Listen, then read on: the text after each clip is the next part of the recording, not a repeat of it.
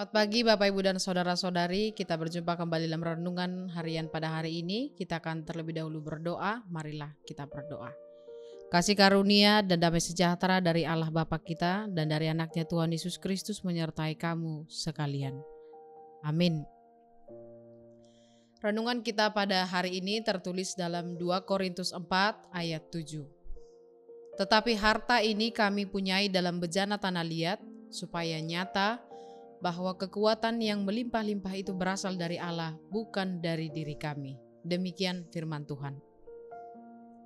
Bapak, Ibu, dan saudara-saudari sekalian, kemarin saya membaca sebuah postingan yang berasal dari salah satu denominasi gereja. Isi postingannya adalah tentang Lazarus, seorang yang dibangkitkan Yesus. Setelah Lazarus dibangkitkan, ia hanya pernah tertawa sekali saja sampai akhir hidupnya, yaitu pada saat ia melihat seseorang mencuri sebuah bejana tanah liat.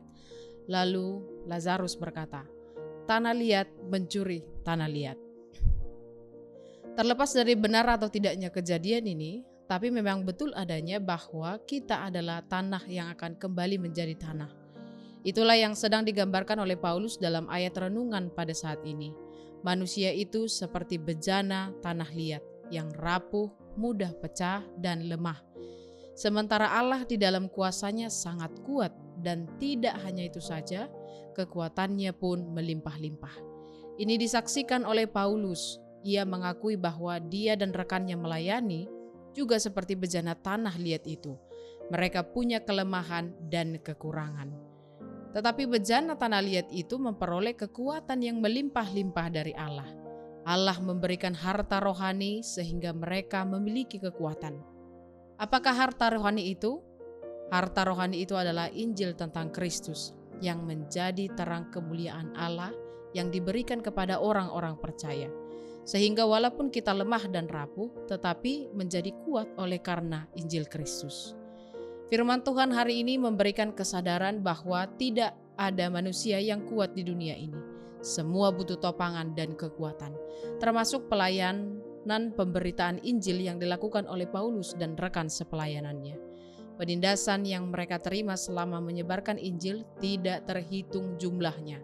Paulus dipenjara, harus mengirimkan Injil kepada jemaat yang pernah ia kunjungi, membantu hidup orang lain, memberikan pastoral dan penguatan kepada jemaat supaya setia menjadi pengikut Kristus. Sudah menderita, difitnah, ditolak, dan dianggap sebagai orang yang munafik. Namun Paulus memberi kesaksian bahwa di dalam segala kelemahan kita, justru kuasa Tuhan menjadi nyata dan sempurna. Mereka tidak hanya bertambah kuat, namun semakin setia memberitakan Injil, bahkan dari balik jeruji. Kalau Paulus dan rekannya mampu dikuatkan oleh Injil Kristus dan menjadi bejana yang kuat, maka kita semua juga akan mampu karena Injil Kristus, sehingga segala kelemahan menjadi kekuatan apabila di dalam Tuhan kita Yesus Kristus. Amin. Mari kita berdoa. Bapa di dalam sorga, kami mengucap syukur pada hari ini firman-Mu boleh bersama-sama dengan kami terdengar. Engkau memperingatkan kami tentang Paulus yang berusaha bertahan di tengah-tengah penderitaannya.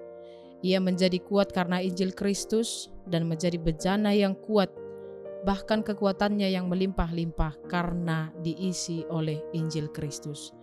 Kami juga hidup sebagai orang-orang percaya yang sering lemah dan juga dikuasai oleh dosa. Kami mohon ke hadapan Tuhan, kiranya Tuhan memampukan kami agar kami mampu menghidupi Injil-Mu yang hidup, melakukannya di dalam kehidupan kami sehari-hari, menjadi pegangan hidup kami sebagai orang-orang yang percaya kepada Tuhan Yesus Kristus.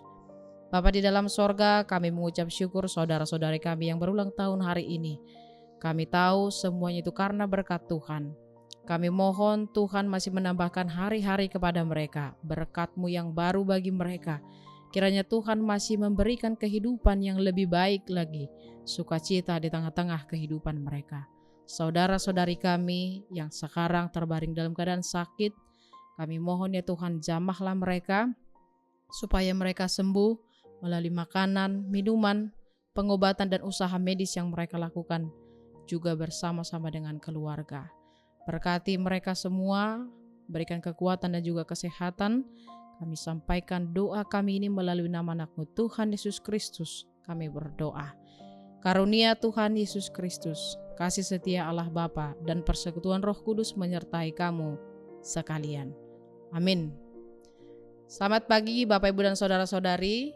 Tetap sehat dan tetap semangat. Tuhan Yesus memberkati.